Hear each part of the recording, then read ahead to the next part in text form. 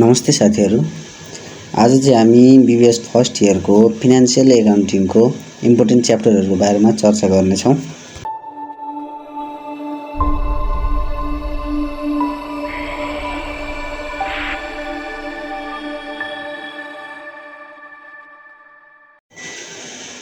Financial एकाउन्टिङको फुल marks 100 हुन्छ भने pass marks चाहिँ 35 हो।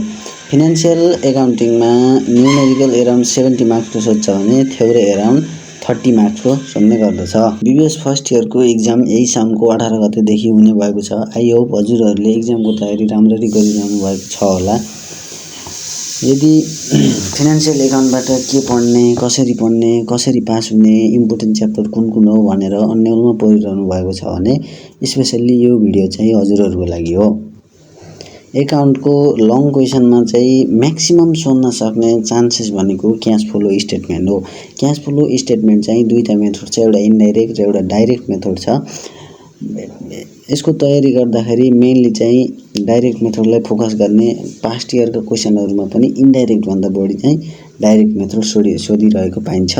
त्यस्तै अर्को इम्पोर्टेन्ट टपिक्स भनेको चाहिँ रेसियो एनालाइसिस। रेसियो एनालाइसिस पनि 10 मार्क्स अथवा 15 मार्क्समा सोध्न सक्ने चान्सेस म्याक्सिमम छ। त्यस्तै अर्को नम्बरमा रहेको छ journal, ledger, trial balance, triple column cashbook बनाउनेवाला एउटा क्वेसन आउँछ, जुन चाहिँ 15 मार्क्समा चाहिँ फिक्स आउँछ। यसरी म्याक्सिमम सोध्न सक्ने लङ क्वेसन भनेको cash flow statement, ratio analysis र जर्नल, लेजर, ट्रायल ब्यालेन्स हुन्। त्यस्तै सर्ट क्वेसनहरूको लागि चाहिँ ब्याङ्क रिकन्सिलिएसन स्टेटमेन्ट, जुन चाहिँ 5 मार्क्स अथवा 10 मार्क्समा सोध्ने गर्दछ।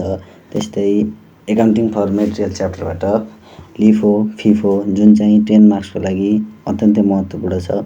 त्यस्तै अर्को रहेको छ डिप्रिसिएसन। डिप्रिसिएसन चाहिँ 5 मार्क्समा सोध्ने गर्छ। डिप्रिसिएसनमा चाहिँ मेनली फोकस चाहिँ एसएलएम मेथड र डिएमएस मेथडलाई गर्ने, जुन चाहिँ एक्जामको लागि धेरै नै इम्पोर्टेन्ट छ।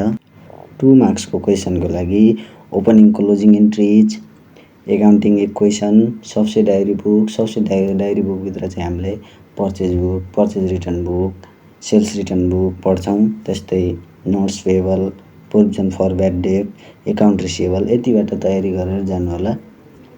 मैले यस भिडियोमा बताएका टपिक्सहरूलाई चाहिँ मजाले पढ्नुहोस्। एकाउन्टमा पास हुने केही गाह्रो छैन।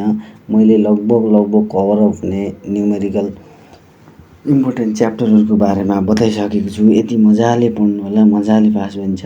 भिडियोलाई मन परे लाइक, सेयर र सब्सक्राइब गर्न नभुल्नुहोला।